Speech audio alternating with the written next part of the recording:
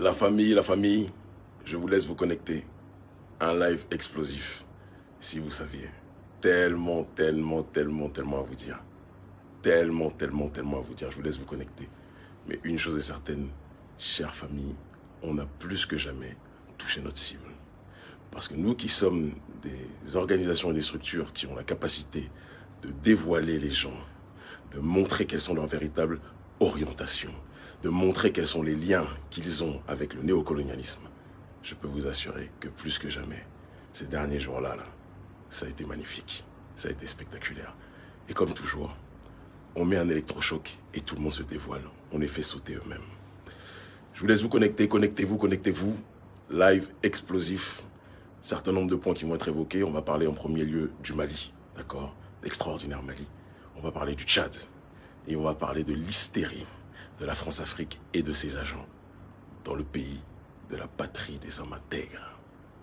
Il y a trop de choses à dire dessus. On est en direct de Ouagadougou.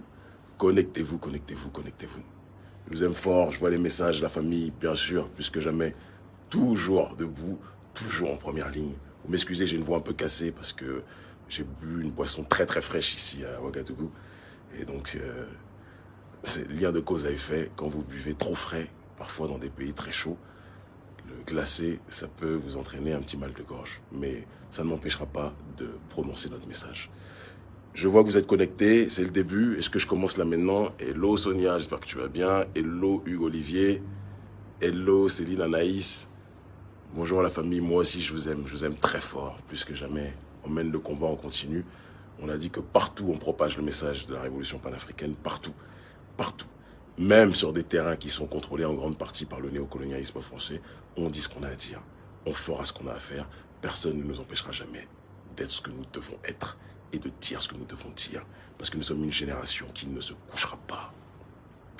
Alors, on va commencer par parler du Mali. Comme je l'ai dit, Mali d'abord en première partie, deuxième partie le Tchad, et troisième partie, nous allons parler de ce qui se passe actuellement au Faso, où j'ai beaucoup à dire,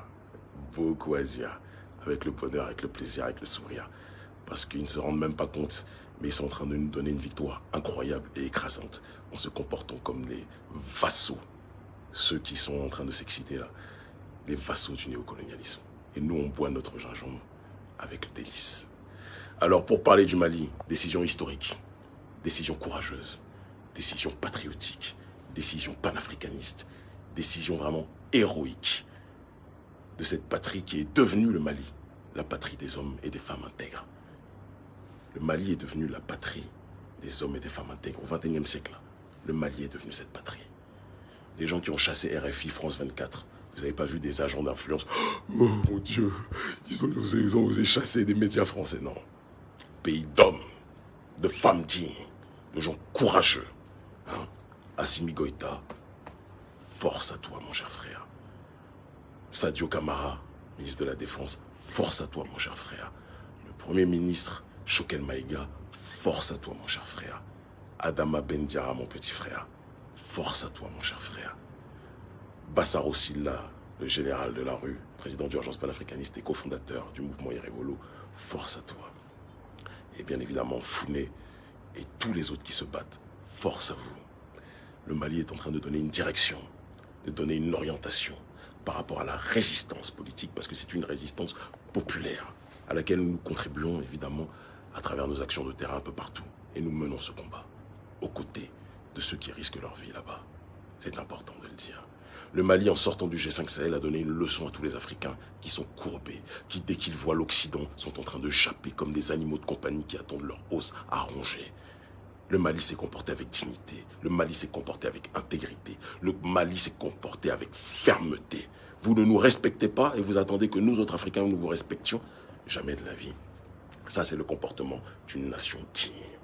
Ça, c'est le comportement d'une nation qui est pour le panafricanisme au XXIe siècle. C'est que Cuba était dans les années 60 pour la résistance internationaliste des damnés de la terre. Le Mali est en train de devenir ça pour la révolution panafricaine. Et nous, nous exportons cette révolution partout où nous pouvons. Les trois quarts du temps, évidemment, on mobilise les foules. On est dans certains endroits où, évidemment, on va rencontrer des gens qui sont parfois manipulés parfois qui font l'objet de démobilisation voulue par les agents de l'oligarchie d'Occident, c'est de bonne guerre, c'est le combat. Quand on dit combat, on ne parle pas de facilité. On parle d'obstacles que les gens mettent face à nous, mais qu'on enjambe toujours. Parce que notre objectif, c'est de dévoiler le système néocolonial. Et bien souvent, on n'a pas besoin de faire trop d'efforts, il se dévoile eux-mêmes. Dès qu'on fait une petite pichenette et qu'on fait un petit électrochoc, parce qu'on sait comment il fonctionne. On connaît la psychologie des gens. On connaît la psychologie des foules. On savait que ces gens-là allaient se dévoiler d'une façon ou d'une autre, et c'est ce qu'ils font. On va y revenir tout à l'heure sur la partie sur le Faso. Donc en tout cas, acte historique du Mali. Acte historique du Mali. Sortir du G5 Sahel, sortir, faire quitter RFI, France 24 et les médias néocoloniaux français, les médias de ce que j'appelle conceptuellement parlant la France-Afrique, c'est ce qu'on appelle des actes historiques. C'est ce qui doit être effectué et c'est ce que nous allons appliquer partout où nous irons dans le monde. Les médias du système néocolonial, dehors. À partir de maintenant, c'est la décision qu'on a prise. Mali, courageux, nous sommes tous maliens aujourd'hui. Être panafricain aujourd'hui, c'est être malien. C'est important de le dire. C'est la dignité incarnée, matérialisée par la patrie de Modibo Keïta, par la patrie de notre peuple. C'est extrêmement important de le dire. C'est la patrie de tous les Africains dignes qui se lèvent et qui résistent. Donc merci le Mali. Une leçon, une claque, une orientation pour tous les lâches. Excusez-moi, je vous ai dit que j'avais la voix un peu cassée. Pour tous les lâches qui défendent les intérêts français. Le Mali, on est ensemble. Deuxième partie dont il faut parler, le Tchad. Notre message est en train de prendre un peu partout. Des courageux activistes se sont mobilisés pour exprimer leur refus du néocolonialisme français. D'accord? Pour expliquer que plus que jamais, nous ne voulons plus de cette France-Afrique qui pille nos ressources, qui pille nos richesses, qui asphyxie notre peuple, qui corrompt les médias, qui corrompt cette intelligentsia que l'on peut qualifier d'intelligentsia d'élite comprador, comme le disait Sankara. Nous ne voulons plus de ça. Et donc au Tchad, dans un pays où on condamne normalement les coups d'État soi-disant militaires, mais on a toléré le coup d'État du fils du président Déby, d'accord? Cette mobilisation historique et héroïque est plus que jamais saluée par le courant panafricaniste. Je salue ceux avec lesquels nous travaillons depuis un temps, d'accord, officieusement sur le terrain, qui se reconnaîtront et qui contribuent grandement à ce que le combat puisse se mener avec efficience, avec clarté. Et nous sommes là plus que jamais pour amplifier, accentuer et relayer. Force à vous. Et ce n'est que le début. C'est ce que je vous annonce. Beaucoup de choses sont prévues en ce qui concerne le Tchad. Les vrais le savent. Troisième partie, la partie la plus croustillante, le Faso. La patrie des hommes intègres, sous Thomas Sankara. La patrie des hommes intègres, de ceux qui étaient prêts à risquer leur vie pour le principe de la souveraineté, de la dignité, de l'intégrité, de l'Afrique, des Africains de manière générale, et qui refusaient la soumission vis-à-vis de l'oligarchie d'Occident. C'est important que je vous dresse un petit peu un bilan, un petit peu à l'instar d'un Tché. Alors on ne se compare pas au Tché, hein. Moi c'est Kémy Séba et ça me suffit amplement. C'est déjà beaucoup de responsabilités. Le Tché avait décidé d'exporter la révolution cubaine un peu partout en Amérique latine et dans le monde, notamment au Congo. Partout où il pouvait allumer des foyers de révolution, il le faisait.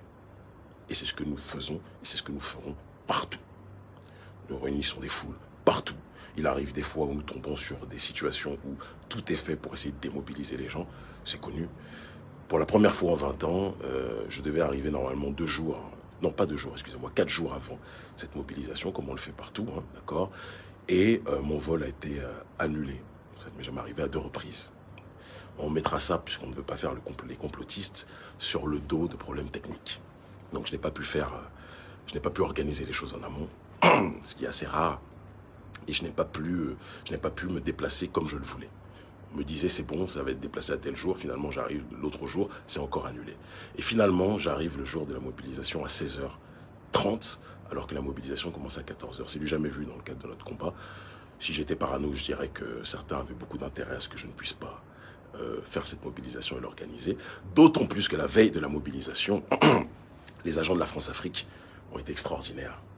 Il y a un document officiel qui sort de la mairie de Ouagadougou qui a été publié partout sur les réseaux et qui disait que la mobilisation était interdite et que Kémy Séba ne viendra pas. Ainsi que mon petit frère Adama Bendia. connu sous le nom de Ben le cerveau. Ben qui n'a finalement pas pu venir, donc j'ai décidé de venir quoi qu'il arrive.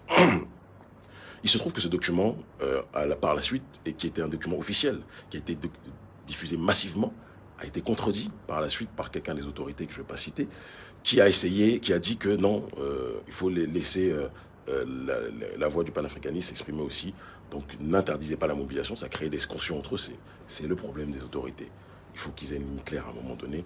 Il y a un côté de gens qui sont dans une dynamique souverainiste et il y a d'autres personnes au sein des mêmes autorités qui sont dans une orientation pro-française.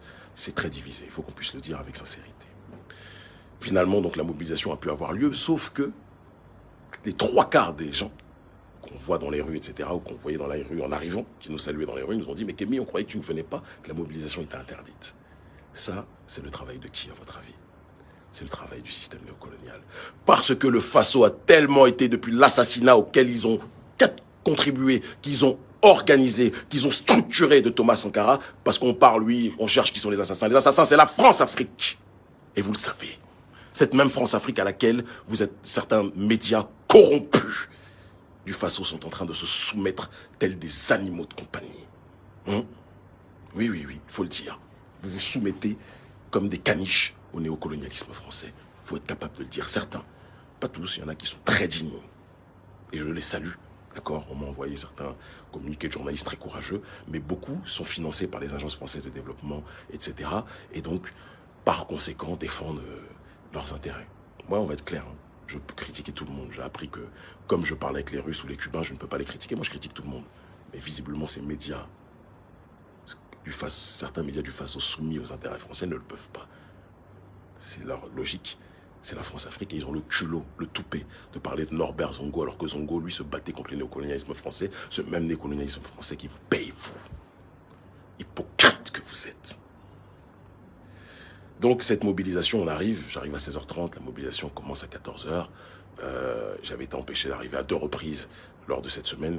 Il était évident qu'en plus avec la campagne massive de démobilisation voulue par les autorités françaises, qui depuis l'événement de Montpellier, il faut qu'on comprenne ça, j'en parlais avec ma chère amie et sœur, mon sang, comme je le dis, Nathalie Yamb, depuis le sommet de Montpellier, ils ont déboursé des fonds énormes, l'Élysée, pour financer des blogueurs. Vous les reconnaîtrez très facilement dès que ça touche à la France. Et quand je dis la France, je ne parle pas du peuple français. Tout le monde sait que j'ai plein de sympathisants dans le prolétariat français. J'ai même pas besoin de me justifier. Tout le monde le sait. D'accord ? Dans nos mobilisations de masse qu'on fait partout, il y a toujours des caucasiens, des blancs qui sont là. Majorité noire, mais aussi des blancs, des prolos blancs. Notre combat n'est pas un combat de couleur, mais c'est un combat de douleur. On y reviendra tout à l'heure. Et donc j'arrive, d'accord ? Cette mobilisation, évidemment, puisque des mobilisations il y a eu, a été dégarnie. Ça fait partie des règles du jeu.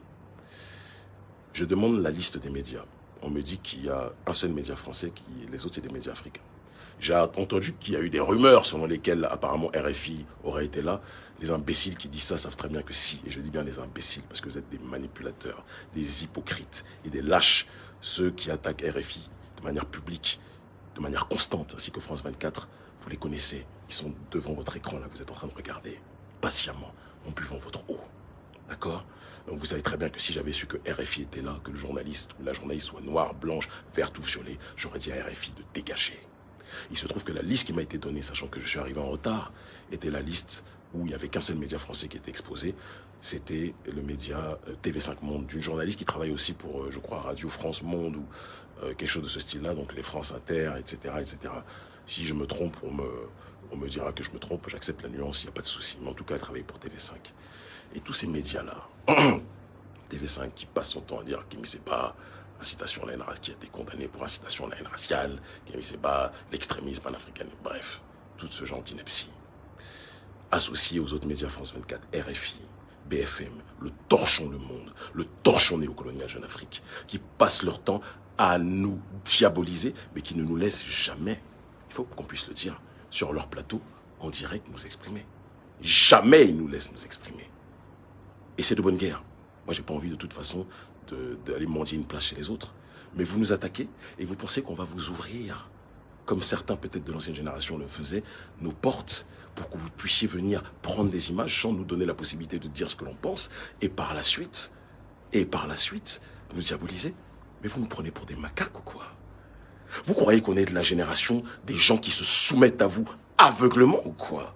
C'est pas parce que vous avez dans certains pays des gens qui, dès qu'ils voient l'homme blanc ou la femme blanche, ils claquent des fesses. On dirait qu'ils sont dans des gesticulations de l'anus, des circonvolutions de l'anus. C'est pas parce que certains sont comme ça que tous les Africains sont comme ça. Moi, je ne juge pas les gens sur leur couleur, je juge les gens sur leur honneur. Et ceux qui travaillent pour les médias français néocoloniaux sont pour moi non pas des gens de la presse, mais ce sont des gens de la prostitution médiatique. C'est des prostituées. Et je ne les respecte pas. Qu'ils soient noirs, violets, blancs ou autres. Certains m'ont dit, Kémy, tu dis ça, mais si ça avait été Claudie Sillard ou Alain Foucault, moi je vous dis très clairement, tout comme la journaliste blanche Fanny qui est venue, si Fanny veut venir en tant que citoyenne humaine, assister à un meeting, il y avait 2 autres blancs dans le meeting, 3 autres blancs dans le meeting, ils ont assisté à la mobilisation de samedi, certains ont même pris des photos avec moi. Donc faire croire que c'est une mobilisation anti-blanche, c'est des histoires de macaquerie, et vous ne nous aurez pas. C'est-à-dire qu'on a été infériorisé par le système occidental. Mais le problème, le drame, c'est que vous finissez par vous comporter exactement de la façon dont le système occidental a fini par vous façonner. Ils ont dit qu'on se comportait comme des êtres inférieurs soumis à eux. Mais c'est ce que certains d'entre nous font. On a dit que nous ne voulions pas que TV5 Monde et que les médias de la France-Afrique restent. J'ai dit que si certaines personnes viennent en tant que citoyens normaux, ils peuvent être acceptés. De la même façon que si Sillard, Foucault ou autre, ou la Fanny en question, on m'a dit, je reviendrai après sur la Fanny, veut venir en tant que simple citoyenne assister au meeting, les portes sont ouvertes. On a un grand cœur, on n'a pas besoin de le prouver. Nous sommes le peuple le plus empathique de l'histoire de l'humanité. Vous le savez. Nous sommes le peuple le plus résilient. Donc arrêtez de faire croire que nous sommes dans un racisme anti-blanc ou quoi que ce soit. Partout où on va, quand je vais à Cuba voir les dirigeants cubains, ce sont des blancs. Quand je vais en Russie voir les dirigeants russes, ce sont des blancs, oui ou non? Quand je vais voir les Turcs, ce sont des blancs, oui ou non? Donc pourquoi je vais être anti-blanc quand ça vous arrange, mais quand je vais voir d'autres types de blancs, ça ne vous arrange pas? Vous êtes des hypocrites. Vous êtes des manipulateurs. Mais ça ne prend plus. Ça prend sur les blogueurs, les africtivistes, les agents d'influence, les prostituées de Twitter, ou de certains de Facebook qui sont contredits massivement parce que aujourd'hui, ce qui me réjouit, c'est que je vois la jeunesse ne se laisse plus manipuler. Partout dans les rues où on marchait, les gens disent « Kémy, Kémy, Kémy, il faut continuer. Tu as mis le doigt là où ça fait mal. » Mais on va continuer. Dans mon livre, mon dernier livre, L'Afrique libre ou la mort, il y a un prochain qui sort bientôt d'ailleurs, je parle de la violence symbolique. Nous, on ne s'attaque pas physiquement en termes de violence aux gens. À une époque, j'étais dans l'autodéfense. Aujourd'hui, j'ai compris la puissance de la violence symbolique. On s'attaque à des symboles. Les médias coloniaux, ce sont des symboles. J'ai parlé avec courtoisie à cette dame. J'ai vu des Africains tellement aliénés. J'ai vu des Africains tellement aliénés qui ont dit que, Kémy, tu t'attaques à une femme qui nous a fait l'honneur de faire un bébé avec un citoyen, une citoyenne française qui nous a fait l'honneur de faire un bébé avec un citoyen du Faso. J'ai regardé le commentaire comme ça. Qui nous a fait l'honneur. Et donc, parce qu'elle nous a fait l'honneur de faire un enfant avec un citoyen africain, c'est-à-dire que même si elle travaille dans un média qui est un média du néocolonialisme, je dois lui dire, filme, fais tout ce que tu veux. Votre fascination et votre totémisme vis-à-vis de la femme blanche, vous n'êtes même pas capable d'avoir cette fascination vis-à-vis de vos semblables. C'est préoccupant. C'est vraiment préoccupant. Moi, je vous le dis, je n'ai rien contre cette dame, je n'ai rien pour ni contre. Si elle veut assister au meeting, elle assiste. Tous les meetings qu'elle voudra. Si elle ne vient pas avec la carte des médias du néocolonialisme français, elle sera acceptée. Je lui serrai la main comme je serre la main à tout le monde. Je ne suis pas un locophage. Je ne suis pas un anthropophage. Mais si elle vient avec un média français, tout comme si Foucault ou Sillard ou autres viennent avec des médias français filmés, je leur dis, posez vos caméras et vos micros, vous rentrez. Si vous restez avec vos micros français, du néocolonialisme français, vous quittez. Je ne peux pas être plus clair. Et si ça te déplaît, ça ne m'empêchera absolument pas de dormir. Je suis de la nouvelle race d'Africains. Nous sommes de la nouvelle génération d'Africains. Nous ne sommes pas complexés vis-à-vis du néocolonialisme français. Nous lui disons les choses, les yeux dans les yeux. De la même façon que nous dirons à tous ceux qui piétineront notre souveraineté, les yeux dans les yeux, faites attention, nous sommes une nouvelle génération. Et c'est comme ça que ça va se passer. Vous n'êtes pas prêts avec nous? Mon maître, le docteur Khalid, parlait de knowledge gangsta. Nous sommes diabolisés, présentés comme des bandits par le système néocolonial, mais nous sommes des bandits instruits. Si l'anticolonialisme c'est du banditisme pour la plantation, eh bien nous sommes des bandits, mais nous sommes des bandits instruits. Et nous disons à ce système néocolonial qu'une nouvelle génération voit le jour et ne vous laissera plus jamais respirer. Vous voyez là ce qu'on est en train de propager partout là? Des Antilles, jusqu'en Afrique de l'Ouest, jusqu'en Afrique centrale, c'est en train de s'organiser. Il y a d'autres pays qui sont en ligne de mire. Vous croyez qu'on est venu pour jouer? Nous ne sommes pas venus pour jouer. Alors maintenant, après, il y a certains idiots, des handicapés du cerveau, qui vous disent que Kémy, il se bat comme ça parce que il est financé par les Russes. C'est-à-dire que dans votre imbécilité chronique, vous croyez que nous, on a besoin des Russes pour nous battre contre le néocolonialisme français? Vous croyez qu'on a commencé le combat contre le néocolonialisme français avec les Russes? Vous m'avez pas vu à 2STV? Vous m'avez pas vu dans mes activités politiques, même dans la diaspora, ou au début sur le continent africain? Depuis combien d'années nous menons ce combat? On a eu besoin de Poutine pour ça? Bande d'hypocrites que vous êtes. Si maintenant, les Cubains, les Russes, les Turcs ou autres veulent nous soutenir, comme le disait Malcolm, ils peuvent nous aider, mais pas nous rejoindre. Si vous voulez nous soutenir financièrement, d'ailleurs on attend, parce qu'on en a bien besoin. Pour l'instant, il y a des opérateurs économiques africains. Pour l'instant, on a beaucoup de footballeurs qui jouent d'ailleurs dans certains clubs européens. Je ne vais pas les citer pour ne pas leur créer de problème. On a eu à certains moments, certains pays comme Cuba ou autres qui nous ont soutenus, bien évidemment. Et si les Russes veulent nous soutenir réellement, qu'ils le fassent. D'accord? Il n'y a aucun souci. On a besoin. On ne va jamais s'en priver. C'est vrai que ceux qui disent que nous sommes pro-russes aveuglement, ce sont ceux qui disaient que dès que Lumumba était contre l'Occident, était prêt à parler avec les soviétiques, ça veut dire que Lumumba était un pro-soviétique. Vous êtes dans des bêtises. Nous voulons un partenariat avec des gens avec qui nous pouvons parler directement. Oui, pour l'instant, les Russes, on peut parler directement avec eux. Les Cubains aussi. Les Turcs, d'une certaine façon aussi. D'accord? Mon cher grand frère, l'ancien président d'Iran, Ahmadinejad, on pouvait parler aussi avec lui. Et si Kadhafi avait été entouré d'alliés, de partenaires géostratégiques, qui ne sont pas les meilleurs amoureux de la vie, hein, qui défendent leurs intérêts, évidemment. Mais s'il avait été entouré des pays qu'on vient de citer, je peux vous assurer que Kadhafi ne serait pas mort. Si Gbagbo avait été entouré des pays qu'on vient de citer, je peux vous assurer que Gbagbo n'aurait pas fait toutes ces années à la haie. Tout comme mon très cher frère, Charles Blé Goudé. Donc oui, on fait de la géostratégie. Oui, on fait de la géopolitique. Et on mène ce combat contre le néocolonialisme. Et comme nous le disons, le seul messie de l'Afrique, c'est l'Afrique elle-même. Donc, quand nous avons demandé avec une très grande courtoisie, ceux qui me connaissent savent que j'aurais pu être bien moins courtois, vous le savez. Vous connaissez mon côté thug life. J'ai été très courtois, j'ai été limite poétique. J'ai dit, vous avez l'air très sympathique, mais vous travaillez pour ce média. S'il vous plaît, je vais demander sans violence qu'on accompagne cette dame vers la sortie. C'est comme ça que ça va se passer désormais, dans toutes nos mobilisations. Si vous êtes de Jeune Afrique, dehors. Si vous êtes de RFI, dehors. Si vous êtes de France 24, dehors. Si vous êtes de TV5 Monde, dehors. Si vous êtes du journal Torchons le Monde, dehors. Si vous êtes de Libération, dehors. Si vous êtes de Figaro, dehors. La France-Afrique a fini son intoxication sur le terrain médiatique. Nous sommes une nouvelle génération et nous n'accepterons plus leur ineptie. Je sais que certains des nôtres claquent des fesses. Certains des nôtres, les indécis là, ils ont peur. Ils ont peur. Mais nous n'avons peur que de Dieu. Nouvelle génération vous a dit, il n'y a de puissant que lui. Le reste, c'est de l'eau. Faites attention. Certains ont voulu nous menacer à chaque fois que des systèmes, des dirigeants, des régimes ont voulu nous attaquer. Peu de temps après, ils sont tombés. Méfiez-vous. Il y a ce qui est derrière nous, là. Certains ont persécuté nos ancêtres. Nous sommes la facture de nos ancêtres. Vous faites quelque chose, il faut payer la facture après. La facture, c'est nous. Nous sommes venus vous dire ce qui est nécessaire. Nous sommes venus faire ce qui est nécessaire pour que notre peuple ne puisse plus vivre l'enfer. C'est comme ça que ça doit se passer. Et si vous n'êtes pas content, c'est le même prix. Donc, cette dame est partie.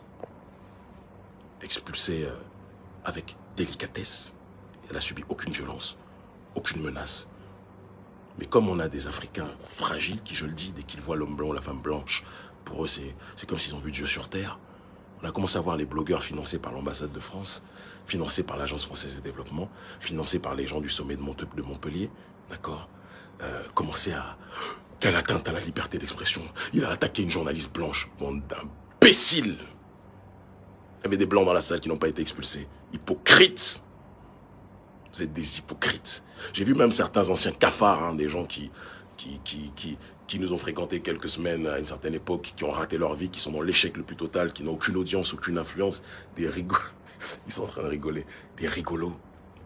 Dire oui, Kémy Séba est un anti-blanc, est un ceci, est un cela. Des guignols. Vous avez raté vos vies. Vous êtes des ratés. Vous êtes frustrés à cause de notre audience partout. D'accord? Dès que vous voyez qu'il y a une petite porte de polémique, vous êtes en train de vous agiter, vous me faites rigoler. Je vous aime. Parce que vos réactions sont le symbole de nos victoires constantes. Bande de rigolos. Pour ce qui est des journalistes du Faso et du néocolonialisme de manière générale, il y a eu deux camps. Il y a eu les journalistes intègres, j'avais parlé avec certains, beaucoup ont fait d'ailleurs des commentaires, etc. Et puis il y a eu tous les autres. Parce qu'il faut qu'on comprenne, le Faso, Ouagadougou, est une capitale du néocolonialisme occidental depuis très longtemps. Faut pas qu'on se trompe. Hein. Certains ont dit avec la chute de Compaoré, le néocolonialisme occidental et français est parti. C'est pas vrai. C'est absolument pas vrai. Compaoré est parti, mais son système n'a jamais disparu. Jamais. Faut qu'on se dise la vérité. Et beaucoup d'OSC, d'ONG, beaucoup de médias sont financés par l'Agence française de développement. Je le dis, vous êtes très nombreux à me suivre. D'accord? Je le vois. Ok? Il faut que ce message passe.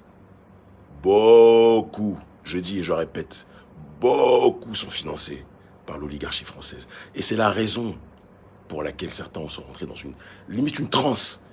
Je vous assure que si on avait agressé leur père ou leur mère, ils ne se seraient pas comportés comme ça. Mais le fait qu'on ait demandé, dans la non-violence, à une représentante de TV5 Monde de partir, c'est comme si on avait agressé leur femme. Et je n'oublierai jamais cette phrase. Tu attaques une femme qui nous a fait l'honneur de faire un enfant avec un citoyen du Faso. Ça, pour moi, c'est une phrase incroyable. C'est-à-dire que vous pensez tellement que vous êtes des sous-hommes que quand un blanc vous accorde de l'importance, vous croyez qu'on doit lui donner le ballon d'or. Moi, je traite n'importe qui, non pas en fonction de sa couleur, mais en fonction de ses opinions et en fonction de ses actions. La Fanny, si elle veut venir, elle vient en tant que citoyenne, la porte est ouverte. Si elle vient en tant que membre de TV5 Monde ou des médias français du néocolonialisme, elle part. Et je ne vais jamais changer. Et je ne vais jamais m'excuser. Vous avez trop été habitué, trop, excusez-moi, ma voix est cassée, à ce que l'Africain puisse être dans une logique de se soumettre constamment. Cette période est terminée. Cette période est terminée. J'ai vu Reporters sans frontières s'exciter. J'ai vu, en majorité, c'est les journalistes du Faso qui sont excités, parce que la plupart sur la toile, le prolétariat là, parce que si on doit faire une sociologie des médias, les masses africaines sont sur Facebook. Ceux qui sont sur Twitter, la sociologie, ce sont souvent des influenceurs avec des micro-audiences qui bien souvent travaillent dans le cadre des Africtivistes avec les agences françaises et occidentales de développement, on connaît, ou avec OCIWA, etc. D'accord. Puis après, il y a YouTube, où là, les choses sont claires. Facebook, YouTube, la plupart des gens ont compris la logique. Et même ceux qui nous attaquent ont toujours des réponses de la jeunesse qui a très bien compris ce qui se passe. Mais il y a des gens qui sont dans une opération, diabolisation, tentative, en vain, parce que ça ne marche absolument pas, de déstabilisation. Si vous croyez que c'est vos petites tempêtes dans un verre d'eau, ouais, donne-moi de l'eau. On parle de verre d'eau, bouteille d'eau. Africaine, bien sûr. Certains qui croient que cette diabolisation-là, vous allez déstabiliser qui que ce soit, vous allez faire chuter l'audience de qui que ce soit, vous me faites rigoler. Je pense que vous n'avez pas compris ce qui est en train de se passer. Vous pensez que c'est vos histoires, vos polémiques là, où vous défendez plus la France que la France se défend elle-même.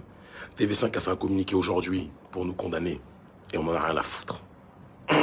Mais depuis les 3 jours là, les seuls qui parlent, ce sont des journalistes corrompus du Faso ou certains militants corrompus en Afrique centrale ou en Afrique de l'Ouest, d'accord, qui sont payés par le système français, hein, qui se sont excités. Je vous aime tellement. Vous ne vous rendez pas compte que vous êtes en train d'accomplir notre agenda. Vous ne vous rendez même pas compte que vous êtes en train d'accentuer la propagation de notre message. Vous êtes nos employés. Vous êtes nos meilleurs agents de communication. Vous êtes bêtes. Vous êtes d'une bêtise. Continuez à défendre le néocolonialisme français. La rue sait qui fait quoi. Après, j'ai entendu, ça m'a fait sourire, Kémy, il a tapé poteau, il n'a pas réuni au Faso. Mes chers frères, partout dans le monde, on réunit des foules, les vidéos sont là. J'ai même pas besoin de me justifier devant vous. On est suivi par des millions de gens. Vous pensez vraiment que parce que vous avez, en collaboration avec les élites françaises ici présentes et l'Agence française de développement ou l'ambassade de France, que vous avez organisé une campagne massive de démobilisation avec certains corrompus, je dis bien certains, pas tous, mais certains corrompus dans l'administration Ouagadougou, vous pensez que c'est ça qui va faire que vous dites qu'on réunit? Non, on réunit partout, mes chers amis. On réunit partout. Vous comprenez? Il faut que vous compreniez ça. Ça vous fait mal, mais c'est de ça qu'il s'agit. Et on va continuer. D'autres mobilisations sont prévues. On avait dit avec les différents acteurs de la société civile, enfin j'avais dit lors de la fin du meeting qu'on organisait une mobilisation. C'était avant que le gouvernement montre quand même une attitude qui pour moi est très ambiguë. Et il va falloir qu'il réagisse. Pour moi, il va falloir que certaines choses se rectifient. Moi, je perds rien, je gagne rien. Dans ça, quoi qu'il arrive, non, je dis je gagne rien. On a déjà gagné. Tout ce qui se passe là, c'est très bon pour nous. Tout ce qui se passe là. Mais que le gouvernement condamne, au même moment où le Mali fait chasser les médias du néocolonialisme, c'est-à-dire que le gouvernement est en train de montrer quelque chose, c'est une mauvaise indication pour la jeunesse africaine. Souvenez-vous comment Kaboré a eu des problèmes. Je ne vous souhaite pas de trouver ces problèmes-là. Vous auriez dû faire preuve de beaucoup plus de clarté, de beaucoup plus de clarification. Vraiment.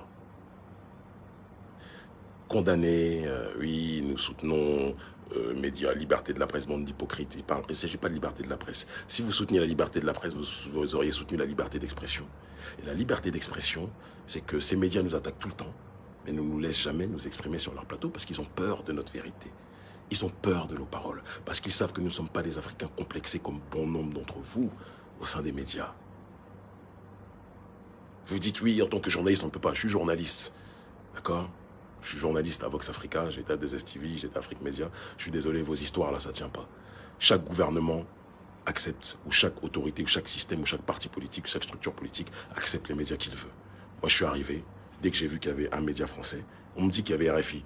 C'est pas vrai, dans la liste qui m'a été donnée, ça n'a pas été vérifié. Si RFI était là, ils peuvent s'estimer heureux que ça ne soit pas tombé dans mon radar, parce que sinon ils auraient été les premiers à dégager avant la petite Fanny en question. D'accord? Donc je vous le dis, merci, merci, merci pour la communication. Vous avez accentué, vous en rendez même pas compte, vous avez accentué notre message. Je crois qu'on a gagné en tout et pour tout exactement plus de 4000 partisans sur ce réseau social qu'est Facebook suite à cette affaire. Vous êtes adorables, on vous aime. Et en dehors de ça, les gens qui ouvrent les yeux et qui disent mais on comprend pas, le gars il a chassé les médias français et on fait croire qu'il s'est attaqué à une journaliste alors que les images sont là. C'est-à-dire que votre mauvaise foi et vos cris à côté du colon ne font que me donner raison. Enfin, il y a un charlatan, un guignol du nom de André Conan, je sais pas comment il s'appelle, Sylvester Conan, je sais pas comment, un guignol qui passe son temps de manière très fourbe à détourner l'attention, à faire des articles trafiqués sur nous, ce petit manipulateur. Je te le dis, continue à faire le jeu de cette France-Afrique en faisant croire que tu es un journaliste indépendant. Votre problème, c'est quoi? C'est que vous ne supportez pas l'influence que l'on a, que ce soit sur les réseaux sociaux ou en Afrique francophone. Vous êtes toujours en train de trembler partout où on va quand on réunit des foules. C'est ça votre problème. Et donc dès que vous avez vu cet événement, en ne tenant pas compte du contexte dans lequel cet événement a eu lieu, vous avez cru bon de pouvoir essayer de vous agiter. On vous a à l'œil aussi. C'est pas une menace, hein, c'est une réflexion politique. On vous a à l'œil. La route est longue.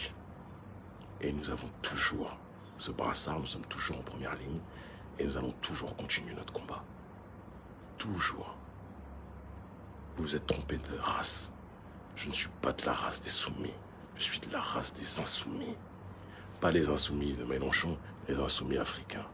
Ils finiront par comprendre. Donc, prochaine mobilisation dans différents pays d'Afrique francophone.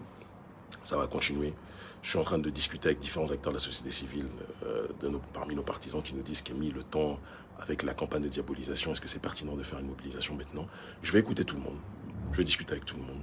Et en fonction, soit on effectuera la mobilisation ce samedi, soit on va surseoir et reporter cette mobilisation à une date ultérieure pour la faire de manière encore plus forte. Je vous aime. Le jour où nos ennemis comprendront à quel point je prends mon pied dans ce genre de situation, je pense qu'ils arrêteront d'essayer de se fatiguer. Parce que je suis un dur à cuire, j'ai la tête très dure. Vous me mettez 4 fois en prison, toujours debout. Vous m'envoyez des menaces de mort constamment, toujours debout. Vous me faites surveiller par tous vos services de renseignement, européens et africains, toujours debout. Vous essayez de monter des gens même de nos familles les uns contre les autres, toujours debout. Je suis la facture de vos ancêtres. de nos ancêtres, vis-à-vis de vos ancêtres et vis-à-vis de votre système actuel du néocolonialisme. Vous avez tué les anciens. Vous ne tuerez pas cette génération. J'ai vu un rigolo, je termine par là parce que c'est trop délicieux de le dire, un analphabète politique qui dit qu'Emmy, tu t'attaques à la France, au néocolonialisme français, mais toi-même tu es français. Doctorat en débilité chronique. Donc quand vous vous attaquiez à Compaoré, qui était le président du Faso, ça veut dire que vous deviez abandonner vos nationalités du Faso sous prétexte que vous attaquiez au président du Faso, c'est ça? Vous êtes vraiment trop faible. Moi, j'ai besoin d'avoir des vrais adversaires. Votre niveau n'est pas assez élevé. Donc ça veut dire que Mélenchon, qui s'oppose à Emmanuel Macron, il doit abandonner la nationalité française. Quand vous êtes en désaccord avec un gouvernement, ça veut dire que vous êtes en désaccord avec tout le pays. Vous êtes des guignols. Élevez le niveau, s'il vous plaît, je m'ennuie. Le niveau n'est pas assez haut. I love this game, comme dirait l'autre. Ils finiront par comprendre. Rendez-vous prochainement.